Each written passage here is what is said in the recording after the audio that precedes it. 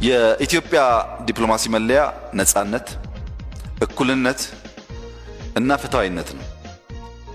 ይሄ ከመንግስት መንግስት ከዘመን ዘመን አይቀየርም። ለነጻነት ቀናይ፣ ለእኩልነት፣ ለፍትሃዊነት መርሃችን ነው።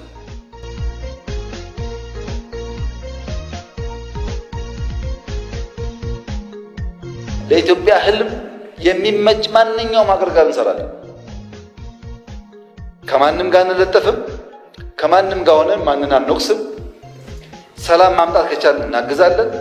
ልማታችንን የሚያግዙ ካሉ አብረን እንሰራለን።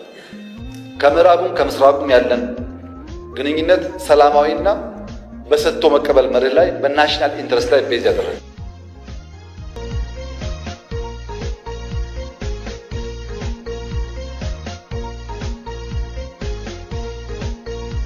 ጉዟችን ይሄን የሚያመላክተው በስንዴ ያገኘነውን ድል፣ በግሪን ሌጋሲ ያገኘነውን ድል፣ በከተሜነት እየፈጠርን ያለነውን ድል፣ አጠቃላይ በጂዲፒ ያመጣነውን እድገት አሁን በዲፕሎማሲ እየደገምን ነው። ይሄን አጠናክረን እንቀጥላለን።